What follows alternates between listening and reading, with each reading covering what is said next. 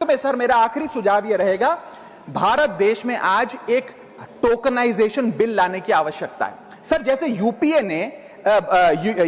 ने digital payments को एक प्रकार से इंक्लूसिव बना दिया। आज रेडी पटरी वाला, सब्जी वाला, रिक्शा वाला सब यूपीआई के माध्यम से पेमेंट लेते हैं, देते हैं। ठीक उसी तरह इन्वेस्टमेंट और एसेट ओनरशिप को हमें इंक्लूसिव बनाने के लिए टोकनाइजेशन का एक कानून इस देश में लाना पड़ेगा। सर मैं सरल भाषा में समझाता हूं। एक मिडिल क्लास का आदमी आज यदि अपना निवेश करना चाहता है पैसा, तो उसके पास या बैंक का सेविंग्स अकाउंट का खाता है, म्यूचुअल फंड है या फिक्स डिपॉजिट है। उसके अतिरिक्त कोई ऑप्शन नहीं है। कमर्शियल बिल्डिंग बहुत महंगी है, इंफ्रास्ट्रक्चर प्रोजेक्ट उसकी रीच के बाहर हैं, और प्राइवेट एसेट क्लास नीश इन्वेस्टमेंट्स के लिए होते हैं, उनके लिए बने नहीं है। टोकनाइजेशन एक ऐसी फाइनेंशियल रेवोल्यूशन है जो एक बड़े महंगे एसेट को छोटे छोटे डिजिटल टोकन में बांट देगा और ट्रांसपेरेंटली उसकी खरीद बेच ब्लॉकचेन टेक्नोलॉजी के माध्यम से हो सकती है। Sir asset tokenisation is one of the most transformative technological financial innovations of the 21st century.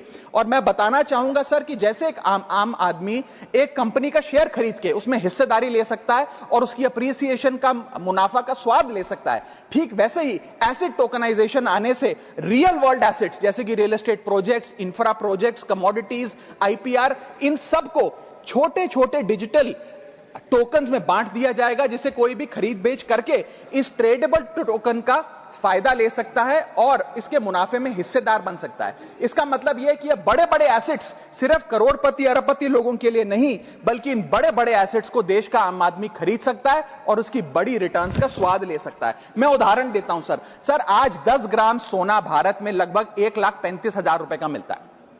आप यदि किसी दुकान में जाकर कहिए कि भाई मेरे पास 1,35,000 रुपए तो है नहीं 10 ग्राम सोना खरीदने के लिए, आप मुझे 500 रुपए का सोना दे दो, तो शायद आप 500 रुपए का सोना नहीं खरीद सकते। लेकिन जब से गोल्ड ईटीएफ आया, डिजिटल गोल्ड आया, आप 500 रुपए का गोल्ड खरीद पाएंगे इलेक्ट्रॉनिकली, डिजिटली। ठीक वैसे ही आप एसेट्स को अगर डिजिटाइज करेंगे, इन टोकन्स के माध्यम से आप इन एसेट्स की हिस्सेदारी पा सकते हैं। सर मैं समाप्त कर रहा हूं, मुझे एक मिनट ही लगेगा बस।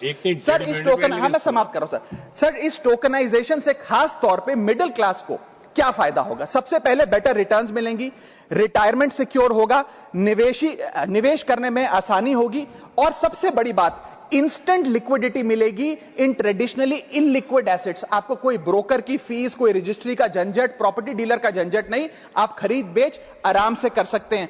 और इसी के साथ साथ ट्रांजैक्शन कॉस्ट घटेगी, इंटरमीडियरीज की कॉस्ट घटेगी। सर दुनिया भर में जो मजबूत मैच्योर अर्थव्यवस्थाएं हैं, उन्होंने इस एसेट टोकनाइजेशन के कॉन्सेप्ट को रिकॉग्नाइज किया। यूएसए ने, एसईसी ने अपनी सिक्योरिटीज एक्ट में इस टोकनाइजेशन के कॉन्सेप्ट को शामिल किया। सिंगापुर ने प्रोजेक्ट गार्जियन का नाम से एक प्रोजेक्ट लाकर इसको लीगलाइज किया। यूरोपियन यूनियन ने markets in crypto asset regulation का एक कानून लाकर इसे रेगुलराइज किया। और यूएई ने सबसे बड़ा काम करते हुए एक अलग अथॉरिटी बना दी, वारा, वर्चुअल एसेट रेगुलेटरी अथॉरिटी, जो इस प्रकार के एसेट टोकनाइजेशन पे काम करती है। Sir Indians have more cultural affinity to real estate and precious metals like gold, silver etcetera, because 70 to 80% of our household assets are stored in these asset classes. Therefore, tokenization will directly address their preference by enabling fractional ownership of these assets using blockchain technology.